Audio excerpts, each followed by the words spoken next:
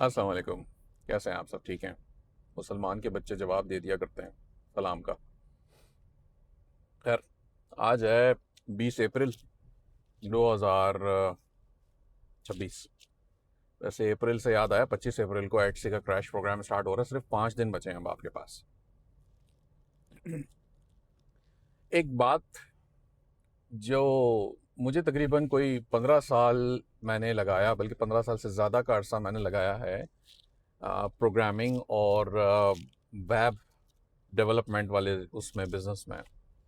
15 साल से ज़्यादा इस तरह के मैं कोई 2001-2 से जो इसके अंदर लगा था, 2017 तक तकरीबन जो मैं यूएस से रिटर्न हुआ, मलेशिया में 4 साल रहा, वहाँ पर भी यही करता रहा, बिजनेस अपना ही किया अल्हम्दुलिल्लाह।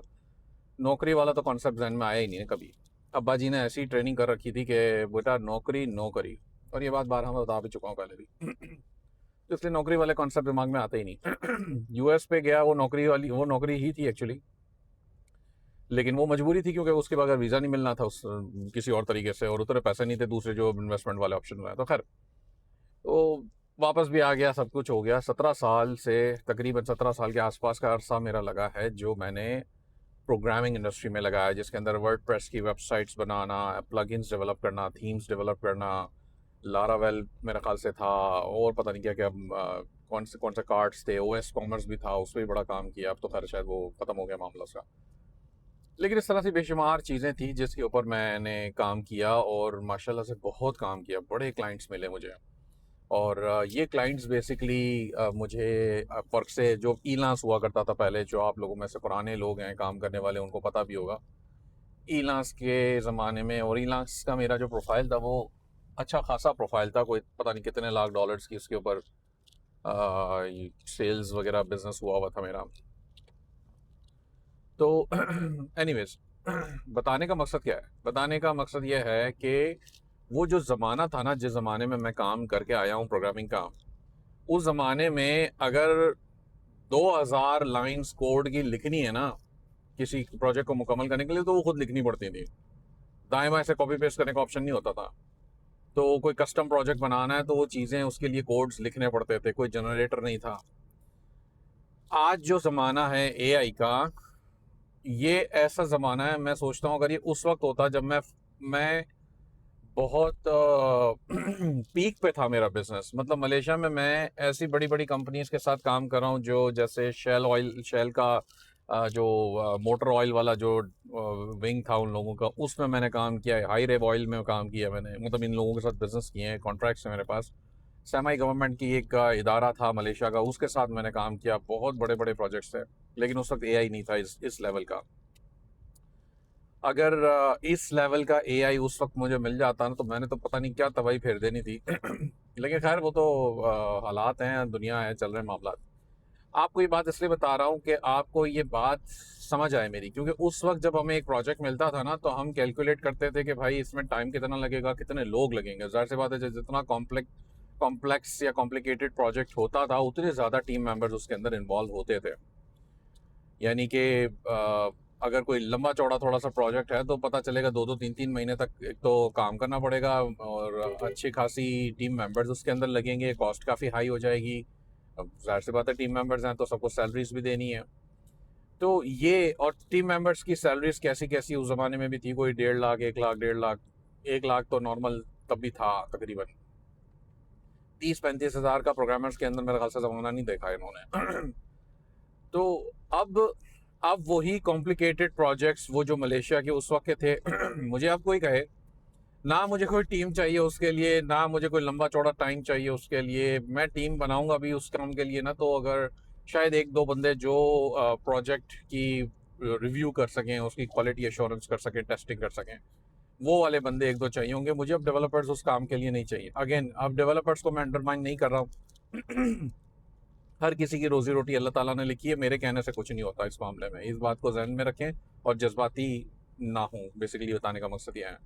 इसी तरह ये पहले भी हुआ था, एसईओ वालों को से बात कर ली या दुबई के रियल एस्टेट की बात कर ली, तो सारे जज्बाती हो जाते हैं फ़ौरन। तो बहरहाल इसमें ऐसा कोई मसला नहीं है, काम हर किसी को मिल रहा है अभी भी।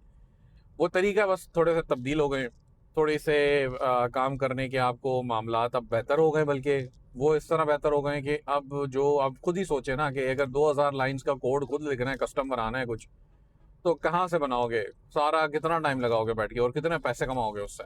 तो वो अपने आवर्स बेचने वाली बात थी। अब तो एआई है, और एआई ने इस लेवल पे जाके तबाही फेर दी है कि आप तो उसको कहते जाते हैं कि जी इतना और वो इतना कॉम्प्लिकेटेड प्रोजेक्ट भी वो बड़े आराम से कर लेता है।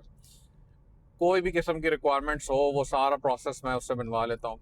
अभी रिसेंटली मैंने बात करता रहा हूँ मैं एटसी के लिए जो एक्सटेंशंस मैंने एक्सटेंशन बनाया ब्राउज़र का, उसको बैकएंड से सर्वर से कनेक्ट करवाया, उसके अंदर वो सारा ई रैंक से वो डेटा निकालता है। ई रैंक का जो आपका अकाउंट लॉगिन आप करोगे उसके अंदर वो चलेगा और उससे वो डेटा फैच करेगा, फिर आगे पूरी प्रोसेसिंग करेगा।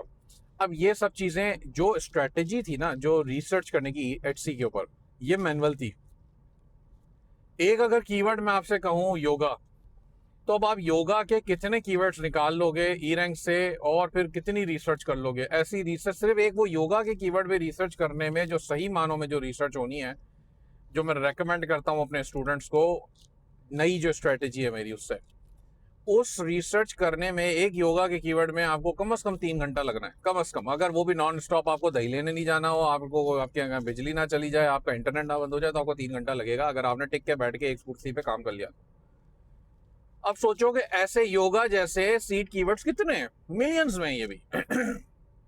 एटसी के ऊपर कितना डाटा है, ई रैंक के ऊपर कितना डाटा है, आप ये मैनुअली नहीं कर सकते, पॉसिबल ही नहीं है।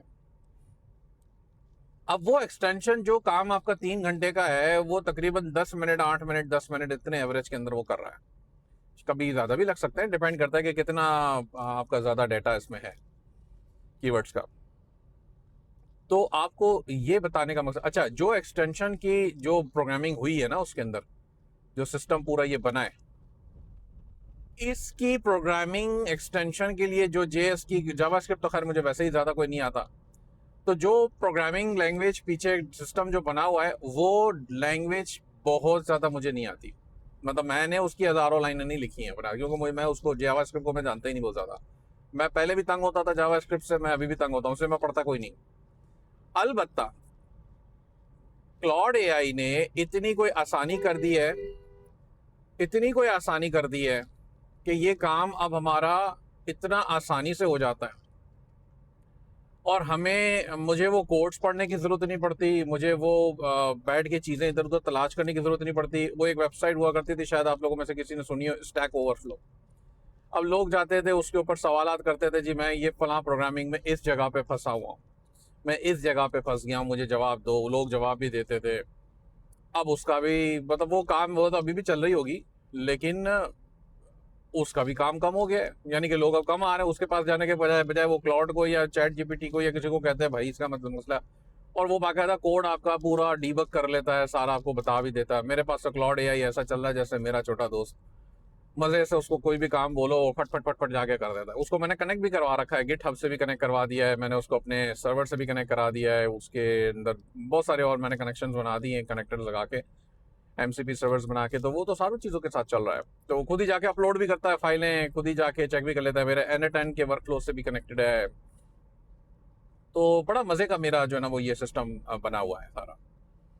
तो आपको बताने का ये सारी बातें इसलिए मकसद है कि आपको इसकी वैल्यू समझ आए मेरे एक्सपीरियंस से।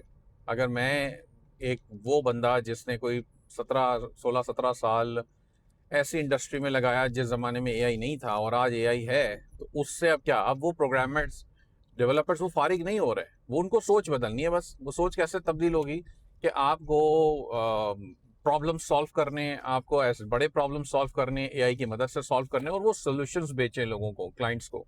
आप क्लाइंट के साथ ये बात करने जाओगे कि अच्छा जी आपकी कोई वेबसाइट बनानी है, आपको मार्केटिंग करानी है, तो वो बेसिकली काम इतना आराम से नहीं चलता। मतलब दुनिया पूरी भरी पड़ी है ना ये सर्विसेज और ये सोल्यूशंस बेचने के लिए, तो आपको क्या ज़रूरत है?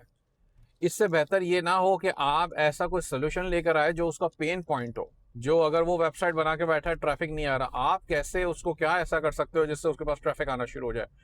सॉलिड सोल्यूशन होना चाहिए, यानी कि वाकई में आप जो बात क्लेम कर रहे हो वो करे काम और उसको सोल्यूशन मिले। जब ऐसे सोल्यूशंस आपके चलना शुरू हो जाएंगे मार्केट में क्लाइंट्स के, तो आपकी ज़िंदगी बहुत आसान हो जाएगी, क्लाइंट्स की ज़िंदगी आसान हो जाएगी। जो पैसा आप डिमांड करोगे वो पैसा वो पे करेंगे आपको। ऐसा नहीं है कि वो आपको कहेंगे जी नहीं जी बस तू जा हम कर लेंगे, वो नहीं करते। क्यों? क्योंकि सॉल्यूशन चाहिए ना। अब एक चीज़ का रेडी सॉल्यूशन अगर उनको मिल रहा है आपकी तरफ से, तो वो आपको पे करेंगे, बजाय कि वो बैठ के दूसरे 4 अपना टाइम लगाएँ और सॉल्यूशंस तलाश करते फिरें। तो इसको थोड़ा-सा एक्सप्लोर करें, देखें कि किस तरीके से ये सिस्टम चलते हैं और आपकी ज़िंदगी कैसे इससे आसान हो सकती है। मेरा ऑफ़िस आ गया है, तो इंशाल्लाह फिर दोबारा किसी वक़्त ज़िंदगी रही तो बात होगी। दुआ में याद रखिएगा। शुक्रिया।